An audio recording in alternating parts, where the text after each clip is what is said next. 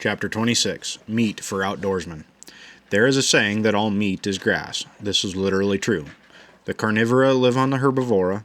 Man lives on both and on grass in the form of vegetation as well. Since meat is grass, it is entirely possible for man to live on meat alone. This has been demonstrated in innumerable instances over the ages, the only requisites being that the meat is largely fresh, that it is not overcooked, and that it is sufficiently fat, the best guide for the latter requirement being the diner's own appetite. When in the normal unhurried course of a meal you have eaten enough fat, you will want no more. No more particular part of the animal or fish need be eaten. Sizzling, plump sirloins, if that is what you prefer, will supply you with all the food ingredients necessary for good health, even if you eat nothing else whatsoever for a week, or a month, or a year. Vilhjalmur Stefansson, the eminent Arctic explorer, lived in the north for an aggregate of more than 5 years on meat and water alone. In fact, skins also provided much of his party's clothing. Under medical supervision centered in New York City, he later showed the complete sufficiency of such an all-meat diet by living for a minutely observed and painstakingly tested year exclusively on this food of our more or less remote ancestors and of certain primitive hunters who still so subsist today. It is a fascinating thought that even in this age of the balanced diet, a skilled woodsman and hunter could live completely off of wild meat of a good game country, provided, of course, that the laws of the region permitted it. Some, as in the north, in fact do. I say fascinating, but I am not so sure it would be for long, for in many areas you'd have to spend an important part of time hunting, with often no opportunity for anything else. Hunting for mere subsistence can become a pretty strenuous occupation. You fellows, young and old, who go into the woods and mountains for your vacations or on rivers and lakes can get along very nicely for a week or two on imperishable meats such as bacon, ham, dried beef, and the endless canned varieties. But the day soon comes when you crave real, fresh meat to supplement your other foods. Too, we've both left camp a lot of mornings with no provision for lunch but a blackened pail and a little bundle of tea, figuring to dine, and almost never failing to do so on some prevalent small game such as ptarmigan or partridge, spitted on a stick, thrust briefly into flame both to seal in the juices and to set the flavor as to obviate any need for salt, and then roasted as slowly as our patience would allow. You'll often find an opportunity to obtain fresh meat in your vacation land when the game laws permit. These are subject to annual changes, and at the end of this book you will find names and addresses of the offices where you can obtain information for everywhere on the continent north of Guatemala and British Honduras. All is meat that comes to a hungry man's table, and all animals and birds in North America are edible. Some taste better to each of us than do others. Perhaps none surpass the ungulates or hoofed animals. Of these, mountain sheep meat is usually considered the most choice, and then in order caribou, deer, antelope, moose, and goat. Such large animals will provide a lot of nourishment for a long time for many people, and it would be nothing less than a crime to kill any for food unless all the meat is really needed and can be utilized. Individual animals and birds of the same species are not equally fine eating in the sense of being tasty and tender. Male animals shot during the rutting season, as a rule, are not so good. The most magnificent trophy that adorns the walls of my hearth room is that of a mountain caribou that I shot one September during the height of the rut. Its meat was something else again. Paunch-shot animals that have run some distance before falling, and animals that have been poorly butchered are not such pumpkins. The proper preparation and care of wild meat for food is discussed in another chapter. Coons, possums, rabbits, and squirrels are all good. In the tropics there are many small exotic animals, among which I would give first place to the sloth despite its unattractive appearance. It is a pure vegetarian and a far cleaner animal than any pig. Its meat is like delicious pork. Then there is the whole Feathera tribe, all good eating and most of them delicious, although I personally would draw the line at the turkey buzzard. I did try an Amazon parrot once, but I think it had been feeding on a rubber tire. At least my teeth sort of bounced off. The wild turkey is the most preferred of all wild birds, but you must remove its craw as soon as you've shot it, or you are in for disappointment. As a matter of fact, all birds should be drawn as soon as they are bagged. The one dish that has lingered longest in my memory was comprised of 6-inch brook trout with many frog legs, which two of us 12-year-old kids prepared alongside a brook in the North Woods. The iguana, that 5.5-foot lizard that looks like the dragon of mythology, and which is plentiful in our tropics, is almost the equal of the northern bullfrog. The meat of all the water turtles makes delicious stews. Then, of course, there are fish, but I shall not touch on such obvious food here, except to say that even if you are not a confirmed angler, it will pay you to include some simple light tackle, even in a backpacking outfit, in case you pass promising waters in your wanderings. Don't be squeamish in your eatings, or you will pass up a lot of really delicious pot meat. Most prejudices have their foundation in ignorance. Stephenson once said that he much preferred well-brought-up young men to more sturdy backwoodsmen on his expeditions, mainly because the latter looked on an expedition as a sporting venture and were willing to try anything, while the backwoodsman rebelled at anything that he had not been accustomed to all his life. The fact is that every animal in the far and near places of this continent, all the fish that swim in our lakes and rivers and streams, and each bird that inhabits the air is good to eat. Nearly every part of North American animals is edible. Furthermore, even to the somewhat bland antlers that are not half bad roasted when they are in velvet, and to the bitterish gall that is an occasional use as seasoning. The only exception may be polar bear liver, which becomes so excessively rich in vitamin A that it is poisonous to some degree at certain times and is usually as well avoided. Bear. Our carnivora, the meat-eating bears, cats, and wolves and such, are all edible, some individuals more so than others. Some are killed grizzlies that have been subsisting along the salmon streams would not appeal to many, but a young grizzly I shot at timberline one fall was consumed in its entirety by my companion and myself with great gusto. As for black bear, those of us who dine on it regularly, whenever we can, are just about unanimous in the opinion that the mountains and woods afford no more palatable and delicious game meat, with the single exception of mountain sheep. Not even cubs and yearlings furnish really good steaks, it is true, but even an oldster cooks up into moist and savory roasts and stews. The meat then so resembles prime beef that you can serve it as such to individuals who are rabidly, if unreasonably, prejudiced against bear, and actually have them coming back for third and fourth helpings. Superior shortening. Any excess fat, and there will ordinarily be considerable, except during the latter stage of hibernation and within the first few lean weeks following, should be trimmed off before the bear meat is cooked. This fat should then be heated in open pans to extract the grease. Strained into tins, this hardens into a clear white solid that is the best shortening we or any of our users we have ever talked with has ever found. It is not unusual to get some 40 pounds of such lard from a large black bear down just before the long winter's sleep. The shortening produced from a grizzly is also excellent, but, when similarly rendered, remains an oil which is not so easily carried. Some backwoodsmen still make spreads for their bannock and flapjacks by mixing some sweet, such as honey or molasses, with bear grease. Kidneys. Bear kidneys, when the fine membrane about them has been removed, come apart in small individual segments. Stewing these with butter, salt, pepper, celery, dried parsley, chopped onions, a dash of cloves if you happen to have any, and a bit of flour for thickening, makes one of the choicest wilderness delicacies available. Some recipes recommend soaking kidneys, liver, heart, tongue, and other such tidbits in cold and sometimes salted water for an hour or so before cooking. Actually, although you can suit yourself, there is no good reason for this, and it takes away a certain amount of flavor and nutriment. The main cooking secret. Most wild game, unlike bear, is apt to be rather dry. For venison, as venison should be, therefore, make sure that the steak, chops, and roasts are not overcooked. A general rule is to time deer, moose, caribou, elk, and similar meat 1/4 less than you would lamb. The tougher portions, such as the neck and lower hams, can be reserved for stews. The neck, incidentally, also makes the most praiseworthy mincemeat. The ribs are best broiled very quickly over a charcoal or wood fire, so you almost burn the exterior but leave the inside almost raw.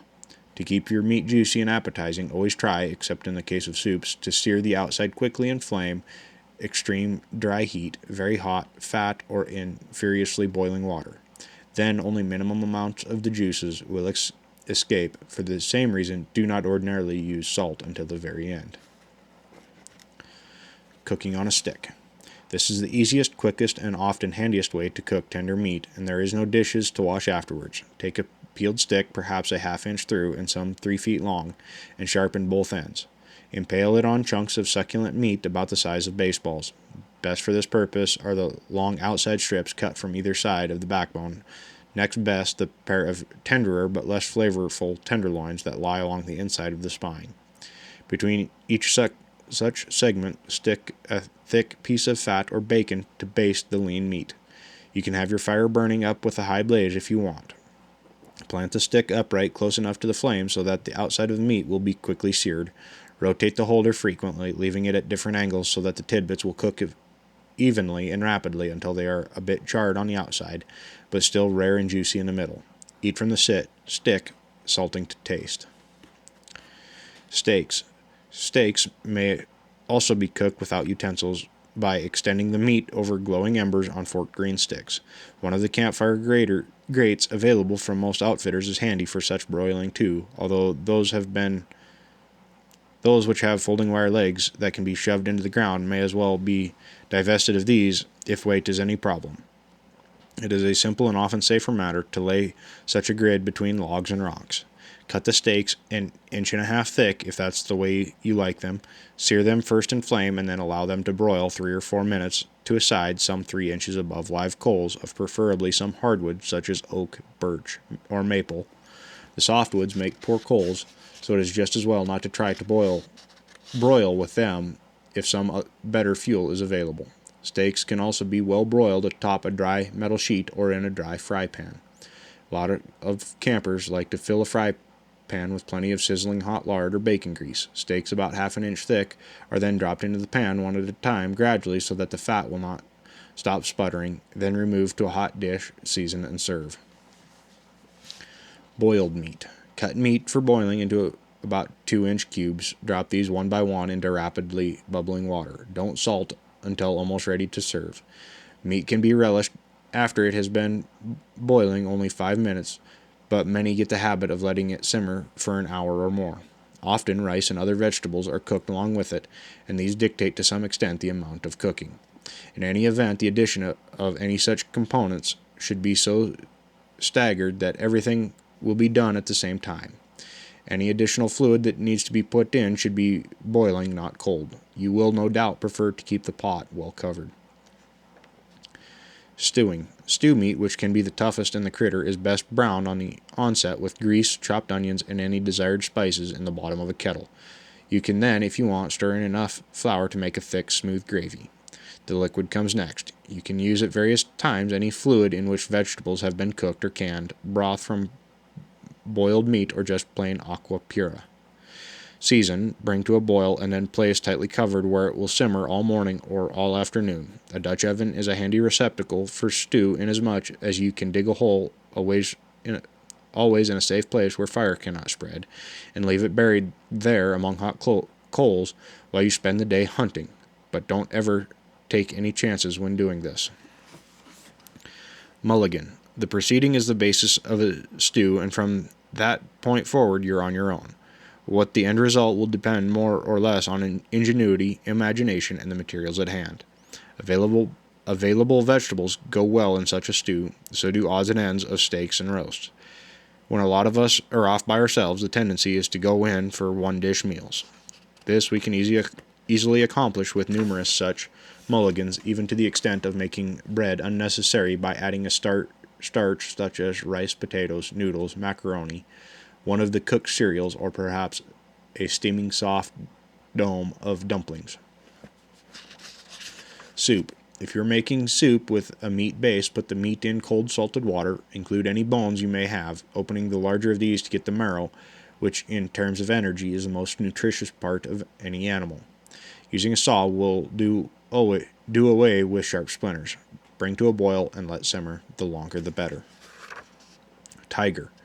Bacon, a sourdough friend of ours, translated when asked what he meant by saying he'd gouged himself with vast quantities of tiger. That's because it's striped. Sounds nobler when called tiger. The main trouble that camp cooks experience with bacon arises from their submitting it to a lot too much heat. Not only is the bacon thus burned and toughened, but very often the fry pan becomes a mass of leaping flames. Aside from resulting offenses to taste and digestion, this is wasteful if nothing worse. The nearly 3,000 calories per pound that fat side bacon contains lie largely in its grease, any excess of which should be saved, particularly in the bush. We'd do better to fry the bacon slowly over a few coals drawn to one side of the blaze. More satisfactory still is the practice of laying the strips well apart in a pan and baking these evenly to a golden brown in a moderately warm reflector oven. Slabs of bacon have a tendency to mold. This can be harmlessly wiped off with a clean cloth moistened either in vinegar or in a solution of baking soda and water. Lard. The lard pail can be replenished by pouring in your surplus bacon grease. Excellent lard can also be secured from game fat not eaten along with the lean. Cut this into small cubes, and if only in sparse amounts, melt these down in the fry pan over a very slow fire. Pour the liquid grease into some handy container where ordinarily it will harden and become easy to pack anywhere. Half a pound pipe tobacco cans with pressed top lids are fine for this and other food packing purposes. Save the cracklings to eat with lean meat or to munch for lunch some cold noon. Lynx. Lynx meat served up to hearty appetites alongside a campfire is, except for fiber, almost indistinguishable from the white meat of chicken. Because the larger lynx in particular are apt to be somewhat stringy, we like to cut the meat into very small pieces and to fricassee these. This you do in a Dutch oven, if you want, preparing the meal before you leave camp in the morning and leaving it to reach a state of perfection by the time you return, ravenous at night. Or, if someone is going to be in camp during the morning or afternoon, the meat can be trusted to cook slowly in a big kettle suspended over the fringes of the fire. Start the meat as you would a stew in the bottom of a large receptacle, allowed to simmer gently until tender. Such vegetables as onions, carrots, chopped celery, and in fact any you'd include with chicken go equally well with this dish. You can make gravy on the side if you want by blending 6 tablespoons of flour with a small amount of cold water, then adding 3 cups of the liquor from the pot, stirring until a thick sauce is the result. This may be poured over the lynx and vegetables. The fricassee goes well atop mashed potatoes, steaming hot bannock, or freshly fluffed rice. A little paprika will give it character. The flavor is surprisingly delicate. Beaver. Among the small animals, the cream must be handed over to our beaver from the tip of its nose to the end of its tail, although few of us today will have an opportunity to indulge in this delicacy. I still lick my chops thinking of the meals I made from a misc on 3 separate occasions. One way to collect a luxuriant grizzly robe in the continental Northwest is to accompany a trapper when he goes out in the spring for beaver. The Great Bears are so fond of fresh beaver meat that it is not unusual for them to raid a camp while the trapper is elsewhere on his line. Once you've sat down to a feed of a misc after a day of making our way past steaming snowdrifts and flooded streams, you'll better appreciate why. Beaver meat is particularly rich. It's best, when possible, to stick to the tender youngsters. If you ever do cook up one of the big fellows weighing 40 or 50 pounds, a good thing to remember is that the meat will become more and more fibrous and stringy the longer it is cooked. The ordinary, moist, dark flesh is reminiscent of plump turkey. It is particularly excellent roasted, and when so cooked, it has the advantage of not requiring any basting. Cold, it is still moist and tasty in sandwiches. Beaver tails are the piece de resistance that impelled Horace Kephart to note regretfully, when the 20th century was newer, this tidbit of old-time trappers will be tasted by few of our generation. More's the pity. The first such tales that my collaborator ever saw in a detached state were presented to him by a northern trapper who'd strung a dozen on a cord. In this form they looked like nothing quite so much as scaly black fish whose heads had been removed. Heat causes the rough dark skin to puff and lift away, exposing a white and gelatinous meat, somewhat resembling pork when boiled. This goes particularly well with such dishes as baked beans and thick pea soups. Noble creatures, Dudley Shaw, still this particular outdoorsman's nearest neighbor on the Peace River, decreed once at lunch, anchoring a slab of roast beaver between 2 slices of bread. glutted himself joyously with poplar. How can you tell? The misks who bogged themselves down on Willow, the 70-year-old trapper and former Hudson Bay Company man explained, are permeated with a bitterish flavor, and if they're crowded back into spruce, as happens on some congested ponds, the result is notoriously ghastly. Then the only thing you can do is parboil it copiously. Indians still scrape fat for a quick snack from even those hides, though they roast the blinking stuff on green sticks propped by a fire while finishing skinning out the plunderer. Cheers them up nobly. Preserving meat. If you're camping in one place and have a quantity of fresh meat you'd like to preserve with a minimum of trouble, cut it into strips about the size of the average forearm, following the membranous divisions among the muscles as much as possible. Pull off as much